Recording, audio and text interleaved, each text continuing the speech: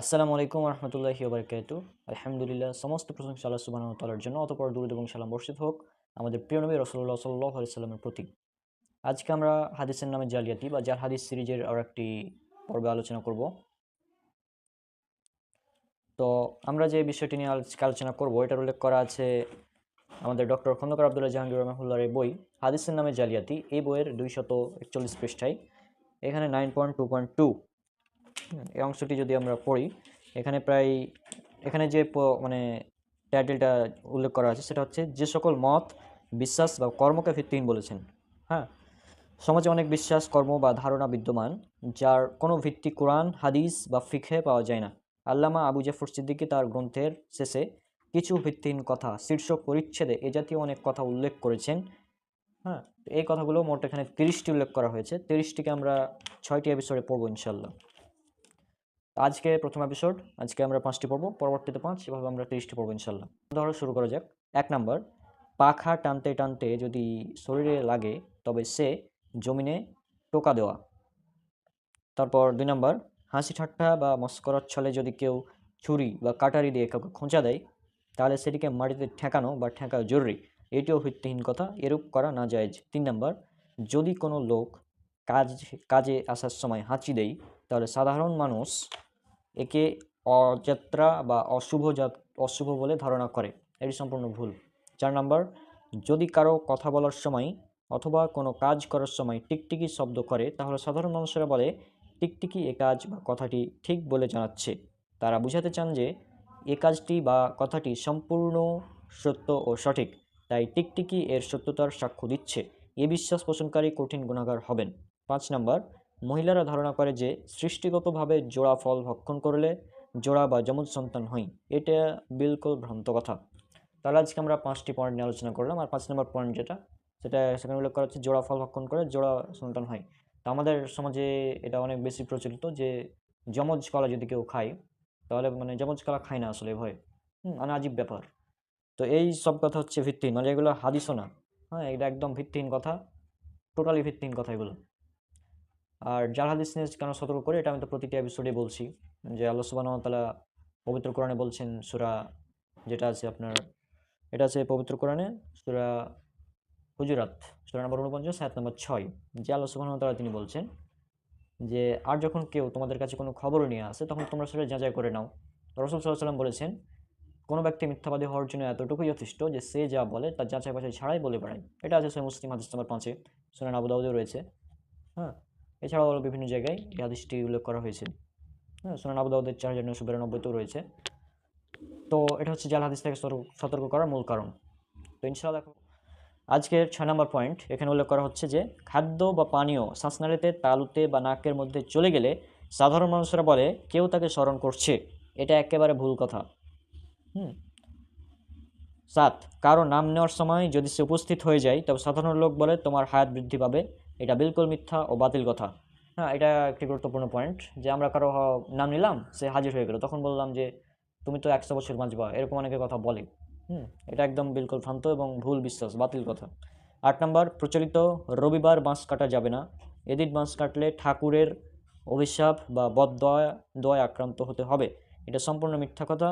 এরূপ কথায় বা বিশ্বাসে ঈমান চলে যাওয়ার ভয় আছে। অনেকে বলে যে শনিবার এটা করা যাবে না, রবিবার এটা করা যাবে না, মঙ্গলবার বাইরে যাওয়া যাবে না, বুধবার এই ধরনের কথা বলে অনেকে। তো এগুলো একদম প্রচলিত ভ্রান্ত কথা, এবং এই ধরনের বিশ্বাস মানে ঈমানকে ধ্বংস করে দেওয়ার জন্য যথেষ্ট।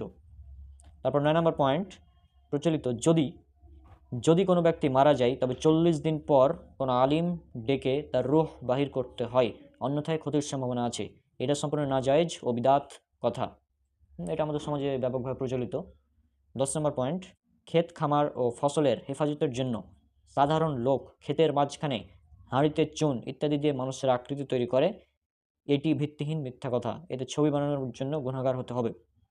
আমাদের ওই যে কাকতাড়ুয়া বলে একটা জিনিস আছে না, যেটা ফসলের ক্ষেতে লাগানো হয়, এটা আসলে প্রচলিত একদম ভ্রান্ত বিশ্বাস থেকে করা হয় এগুলা।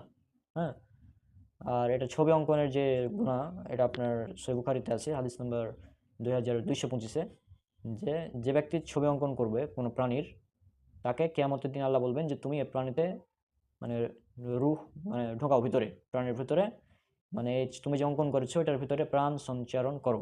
আর যতক্ষণ তুমি প্রাণ সঞ্চারণ করতে না পারবে ততক্ষণ তোমার মানে জাহান্নামে থাকতে হবে এরকম। হুম। তো ছবি অঙ্কন করা অনেক বড় একটি পাপ, বিশেষ করে প্রাণীর ছবি অঙ্কন করা। আশা করছি আপনারা বিষয়টি বুঝতে পেরেছেন। আর জাল হাদিস থেকে আমাদের সতর্ক হতে হবে। আর এগুলো তো হাদিসও না, এগুলো একদম প্রচলিত ভ্রান্ত মিথ্যা কথা। মানে এই ধরনের কথা যদি কেউ বিশ্বাস করে তাহলে ইমান ভেঙে যাবে। এমনটা হওয়ার সম্ভাবনা আছে। 11 থেকে 15 পর্যন্ত আলোচনা করবেন ইনশাআল্লাহ। হুম। তো চলুন শুরু করা যাক। 11 নম্বর পয়েন্ট, প্রচলিত রাস্তায় চলার সময় খালি কলস দেখা অথবা সাপ বা শৃগাল ডান দিক থেকে বাম দিকে যেতে দেখাকে অযাত্রা বা অশুভ বলে মনে করা, এটা ভিত্তিহীন কথা।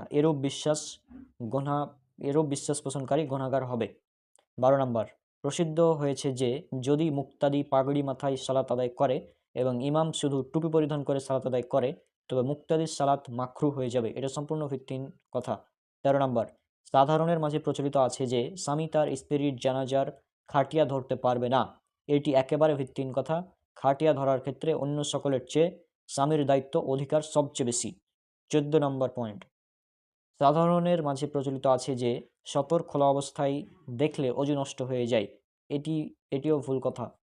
15 নম্বর পয়েন্ট, প্রচলিত আছে যে মৃতদেহ যতক্ষণ বাড়িতে থাকবে ততক্ষণ আত্মীয় স্বজন বা অন্যদের জন্য খানা পিনা নিষিদ্ধ, এটা ভিত্তিহীন কথা। তো এগুলো আমাদের সমাজে ব্যাপকভাবে প্রচলিত আছে, এই জন্য আর কি আমি এই টপিকে ভাবলাম যে ভিডিওগুলো করা যায়। তো আজকে আমরা 15 নম্বর পয়েন্ট পর্যন্ত আলোচনা করলাম, আজকে 16 থেকে 20 ইনশাল্লাহ। 16 নম্বর পয়েন্ট, মহিলাদের মধ্যে প্রসিদ্ধ আছে যে সলাত আদায়ের পর জায়নামাজের প্রান্ত অবশ্যই উল্টে দিতে হবে, অন্যথায় শয়তান সেখানে সলাত আদায় করবে। শরীয়তে একথার কোনো ভিত্তি নেই। 17 নম্বর পয়েন্ট, প্রচলিত আছে স্বামী স্ত্রী এক পাত্রে দুধ পান করা নিষিদ্ধ, এতে তারা পরস্পরের দুধ ভাই বোন হয়ে যাবে, এটি ভিত্তিহীন ভ্রান্ত কথা। অজু করে শুকুর দেখলে অজু ভেঙে যায়, এটি ভুল কথা। মানে আজীব ব্যাপার ভাই, অজু করে আমি যদি শুকুর দেখি তাহলে নাকি অজু ভেঙে যাবে। মানে এর চাইতে হাস্যকর কথা আর কি হতে পারে আপনি বলেন। তারপর আরেকটি কথা প্রচলিত আছে যেটা এখানে উল্লেখ করা নাই, তবে সেটা হচ্ছে যে কেউ যদি শুকুরের নাম মুখে নেই, অর্থাৎ শুকুর বা সুর এই কথা যদি কেউ বলে তাহলে নাকি 40 দিন পর্যন্ত তার মুখ নাপাক থাকবে, নামাজ হবে না, মানে ইত্যাদি কথা। মানে আজীব ব্যাপার। অথচ কোরআনে আল্লাহ সুবহানাহু ওয়া তাআলা শুকুরের নাম 4 বার উল্লেখ করেছেন, যে আল্লাহ সুবহানাহু ওয়া তাআলা শুকুরের মাংস হারাম করেছেন। যেমন এই আয়াতটা আছে সূরা বাকারা সূরা নম্বর 2 আয়াত নম্বর 173, তারপর সূরা মাইদা সূরা নম্বর 5 আয়াত নম্বর 3, তারপর আছে সূরা আনাম সূরা নম্বর 6 আয়াত নম্বর 145, তারপর আছে সূরা নাহল সূরা নম্বর 16 আয়াত নম্বর 115। তো এই 4 বার আল্লাহ সুবহানাহু ওয়া তাআলা শুকরের নাম পবিত্র কোরআন মাজিদের মধ্যে নিয়ে এসেছেন। অথচ কিছু মানুষ বলে যে শুকরের নাম মুখে নিলে মানে 40 দিন কোনো ইবাদত কবুল হবে না, মুখ নাপাক হয়ে যাবে, তারপর শুকুর দেখলে নাকি অজু ভেঙে যাবে। না, আজীব ব্যাপার। হুম। তারপর 19 নম্বর পয়েন্ট, অন্ধকারে সালাত আদায় জায়েজ নেই, এটা ভুল। তবে এটুকু খেয়াল করা আবশ্যক যে কিবলা থেকে অন্যদিকে মুখ না হয়ে যায়। অনেকে মনে করে যে অন্ধকারে নামাজ পড়া যাবে না, এটা এখানে উল্লেখ করা হয়েছে। 20 নম্বর পয়েন্ট, পেঁচা বা অমুক প্রাণী ডাক দিলে বালা মুসিবত নাজিল হয়, ভ্রান্ত কথা। আর মানে একটা প্রাণী যদি ডাকে, এখন কুত্তা যদি এখন ঘেউ ঘেউ করে, তো এতে আমার বালা মুসিবত হওয়ার কি আছে? হ্যাঁ, মানে কুত্তা বা পেঁচা বা মানে প্রাণী যদি ডাকে, তো এর সাথে মুসিবত হওয়ার মানে এটা কি, কানেকশনটা কি? অথচ মানুষ এগুলো মনে করে, আজীব ব্যাপার। হুম, মানে এই ধরনের মানুষের অনেক বিশ্বাস রয়েছে, এখনো রয়েছে। হ্যাঁ, এই জন্য আমাদের ডক্টর খন্দকার আব্দুল জাহাঙ্গীর রহমাহুল্লাহ তিনি এগুলো নিয়ে এসেছেন। তো এই যে এই ধরনের বিশ্বাস যে অমুক প্রাণী যদি ডাকে তাহলে অশুভ যাত্রা অশুভ হবে, বালা মুসিবত আসবে, এগুলো সব ভিত্তিহীন কথা প্রত্যেকটা। এবং এগুলো বিশ্বাস করলে ইমান ভেঙে যাওয়ার মতো আশঙ্কা থাকে। সুতরাং আশা করছি আপনার বিষয়টা বুঝতে পেরেছেন। ইনশাল্লাহ আমরা পরবর্তী 21 থেকে 25। তো 21 নম্বর পয়েন্টে বলা হচ্ছে, প্রসিদ্ধ আছে যে মহিলাদের জন্য নিজের পীর থেকে পর্দা করা জরুরি নয়, এটি ভ্রান্ত কথা। এই যে পীর, পীর মানেই শয়তান। হ্যাঁ, পীর মানেই ভণ্ড, এটা বুঝতে হবে। পীর মানেই ভণ্ড। পীর মানে কি রে ভাই? আরবিতে প বলে কোনো অক্ষর আছে? আরবিতে পীর বানান করে প্রমাণ করে যে পীর বলে কিছু আছে।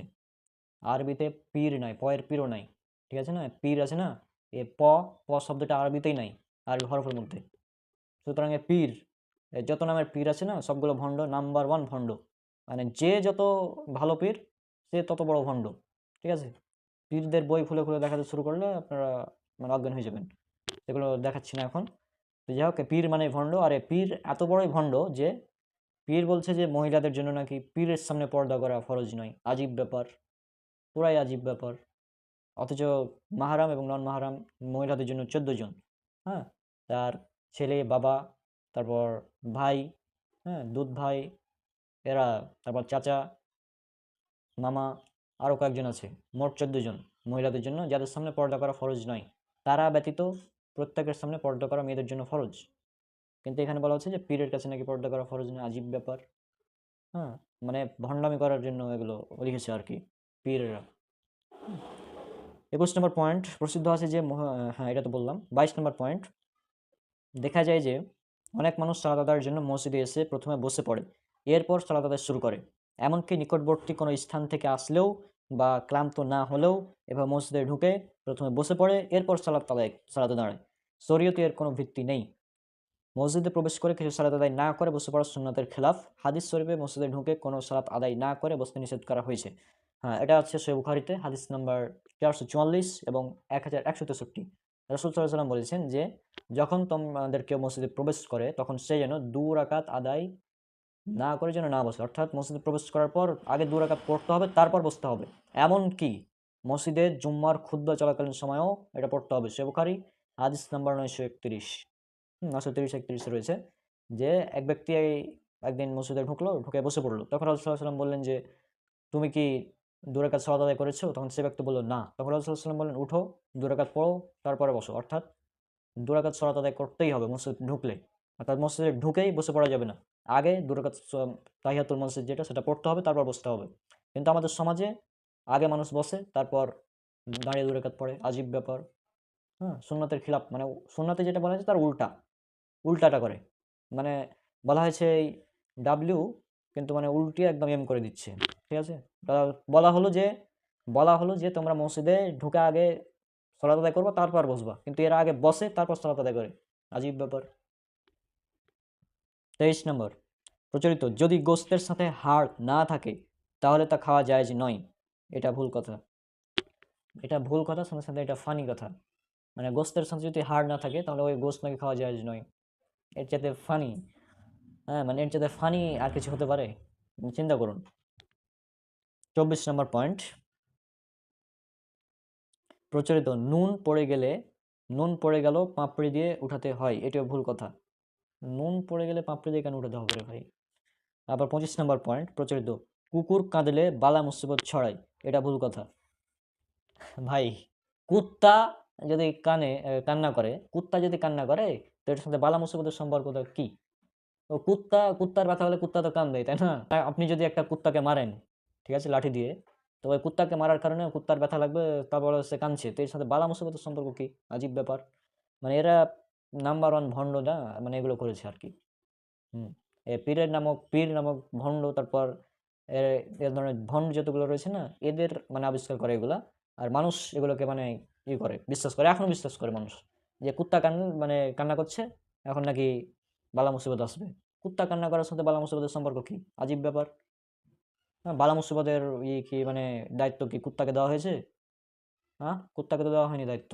বালা মুসিবত কখন আসবে না আসবে সেটা আল্লাহ ভালো জানে, কুত্তা কিভাবে জানে? আবার কুত্তা কান্না করছে তার জন্য কি এখন বালা মুসিবত আসবে, এটা আবার কোথায় লেখা আছে? আজীব ব্যাপার। তো যাই হোক, এগুলো সবই ভিত্তিহীন, ভ্রান্ত, মিথ্যা কথা।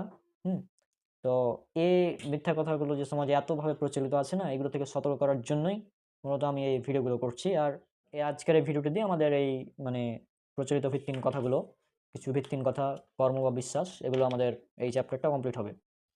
তো 26 নম্বর পয়েন্টে বলা হচ্ছে নির্দিষ্ট কোনো দিন বা তারিখে সফর করাকে সাধারণ মানুষ ভালো বা মন্দ বলে ধারণা করে, এটিও বাতিল ধারণা। এগুলো মূলত এই হিন্দুদের বিভিন্ন বিশ্বাস থেকে এসেছে। মানে হিন্দুরা কিছু কিছু আছে, তারা মনে করে যে অমুক দিন অশুভ, অমুক দিন শুভ, অমুক দিন এটা করলে শুভ হবে, অমুক দিন অমুক জায়গায় যাওয়া যাবে না। হ্যাঁ, এগুলো তারা বিশ্বাস করে। আর আমাদের মধ্যে যারা ওল্ড জেনারেশন আছে তারাও এগুলো অনেকে বিশ্বাস করে এই ধরনের কথা। তবে এ ধরনের কথা বিশ্বাস করা মানে অনেকটা শিরকের কাছাকাছি চলে যাবে। কারণ দিনকে শুভ অশুভ মনে করা শিরকের কাছাকাছি নিয়ে যায়। 27 নম্বর পয়েন্টে বলা হচ্ছে যে ব্যক্তি জবাই করে তার গুনাহ ক্ষমা হয় না। ভিত্তিহীন ভ্রান্ত কথা। এখন ভাই জবাই করে নাকি? তাহলে তো মানে যে ব্যক্তি জবাই করে তার গুনাহ ক্ষমা হয় না। হ্যাঁ? এটা যদি ধরে নিই, তাহলে আমাদের মসজিদে যতগুলো হুজুর আছে ওদের গুনাহ ক্ষমা হবে না। কারণ কোরবানির সময় হুজুরই সবচেয়ে বেশি জবাই করে। সুতরাং তাদের গুনাহ কোনোদিন ক্ষমা হবে না। হ্যাঁ? সুতরাং ওই হুজুরের পেছনে যদি আপনি দোয়া করেন, তো কোনো লাভ নেই।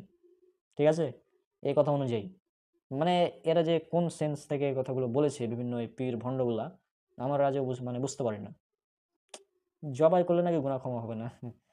এটা মনে হয় যারা হচ্ছে যে ওই মানে ওদের যারা আর কি যারা প্রাণী হত্যাকে মহাপাপ মনে করে না, তাদের থেকে এসেছে এগুলো। ওদের নাম বললাম না, আপনারা বুঝে নেন কারা। তারপর 28 নম্বর পয়েন্ট, কিছু মানুষ সালাম দেওয়ার সময় কপালে হাত রাখে বা সামান্য ঝুঁকে যায় এবং মুসাফা করার সময় বুকে হাত রাখে। এবং পরে হাতটি বুকে রাখে। মুসাফা করার পরে হাতটি বুকে রাখে। আচ্ছা, এগুলো সব শরীয়ত বিরোধী কাজ। সালাম দেওয়ার সময় আসসালামু আলাইকুম, হুম তারপর এভাবে, তারপর অনেকে সালাম দিয়ে এভাবে বুকে হাত রাখে। এগুলো সবই শরীয়ত বিরোধী কাজ এবং ইসলাম বিরোধী কাজ এগুলো। 29 নম্বর পয়েন্ট, প্রচলিত আছে রাতে ঝাড়ু দেওয়া, ফুঁক না দিয়ে বাতি নিভানো এবং চুল আঁচড়ানো নিষিদ্ধ। এসব ভ্রান্ত কথা।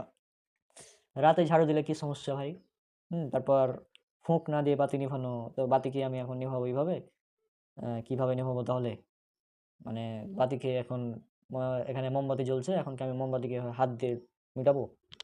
মোমবাতি নিভানোর সহজ নিয়ম, মোমবাতি জ্বলছে, মিটিয়ে দিলাম। কিন্তু এটা না করে, এটা নাকি করা যাবে না রাতে। তারপর রাতে নাকি ঝাড়ু দেওয়া যাবে না। রাতে নাকি ঝাড়ু দেওয়া যাবে না। রাতে ঝাড়ু দিলে সমস্যা কি? বরং রাতে ঝাড়ু দিলেই তো বেশি ভালো। যদি ঘরের মধ্যে সাপ-টাপ লুকিয়ে থাকে, তাহলে ঝাড়ু দেওয়ার সময় সাপটা বের হয়ে চলে আসবে। তাই না? তো রাতে ঝাড়ু দেওয়াটাই বেশি উত্তম। তাই না? এই হিসাবে। রাতে নাকি চুল আঁচড়ানো নিষিদ্ধ। চুল আঁচড়াতে সমস্যা কি রে ভাই রাতে? আমার চুল আমি রাতে আঁচড়াবো না, দিনে আঁচড়াবো না, সন্ধ্যায় আঁচড়াবো, সেটা আমার ব্যাপার। এখানে তুমি কে যে রাতে চুল আঁচড়ানো নিষিদ্ধ? আজীব ব্যাপার। মানে প্রচলিত ভ্রান্ত কথা এগুলো, মানে পড়লে ফানি মজাও লাগে, আবার অনেকে আফসোসও হয় যে এগুলো কি ধরনের কথা বিশ্বাস করে মানুষ। মানে এগুলো কি বিশ্বাস করার জিনিস ভাই? রাতে ঝাড়ু দেওয়া যাবে না, চুল আঁচড়ানো যাবে না। হুম। এবার আছে আমাদের 30 নম্বর পয়েন্ট। বলা হয় যে কোরআন শরীফ কিছু কিছু স্থান মাঝে না থেমে মিলিয়ে পড়লে কাফির হয়ে যায় এবং সূরা ফাতিহার কিছু অক্ষর আগের শব্দের সাথে মিলালে শয়তানের নাম হয়ে যায়। এও ভিত্তিহীন কথা। অবশ্য তাজবিদের খেলাফ হলে গুনাহগার হবে, কিন্তু কাফির হয়ে যাওয়া এবং শয়তানের নাম বানানো বাড়াবাড়ি। হ্যাঁ, আসলে এগুলো বাড়াবাড়ি। তো আমরা 30টি পয়েন্ট কমপ্লিট করলাম। আমাদের এই নিয়ে 6টি এপিসোড কমপ্লিট হলো। তো এই 30টি যে মানে প্রচলিত ভিত্তিহীন কথাগুলো রয়েছে, হ্যাঁ, আশা করছি আপনারা এগুলো বুঝতে পেরেছেন। আর আপনারা এগুলো বেশি বেশি শেয়ার করবেন যাতে মানুষ এগুলো থেকে সতর্ক হয়। আর আমি আর একটি কম্বাইন্ড ভিডিও বানাবো, এই 30টি পয়েন্টকে একসাথে করে দেবো। তো সব আমার জন্য দোয়া করবেন, ইনশাআল্লাহ দেখা হবে পরবর্তী ভিডিওতে। আর জাল হাদিস থেকে সতর্ক করা আমাদের প্রত্যেকের জন্য দায়িত্ব, কর্তব্য। আমি সবাইকে রিকোয়েস্ট করবো আপনারা এই বইটি, এই হাদিসের নামে জালিয়াতি, এই বইটি সংগ্রহ করুন, সম্পূর্ণ পড়ুন এবং বিষয়গুলো জানুন এবং এগুলো প্রচার করুন যে হ্যাঁ, এই কথাগুলো ভিত্তিহীন, মিথ্যা, জাল। আর এই কারণে আমি মানে কেউ যদি কোনো কথা বলে, সাথে সাথে ধরে ফেলতে পারি যে হাদিসটা জাল, সাথে সাথে একদম। জাল হলে তো কোনো কথাই নাই, জয়ীফ ধরতে একটু কষ্ট হয় এখনো, তবে জাল মানে সাথে সাথে ধরে ফেলতে পারবো যে হাদিস জাল, বললেই একদম। হুম তো আশা করছি আপনার বিষয়গুলো বুঝতে পেরেছেন। ইনশাআল্লাহ দেখা হবে পরবর্তী এপিসোডে আমরা আরও বেশ কিছু জাল হাদিস নিয়ে কথা বলবো। সবার জন্য অনেক অনেক দোয়া করবেন। আসসালামু আলাইকুম রহমতুল্লাহি ওয়া বারাকাতুহু।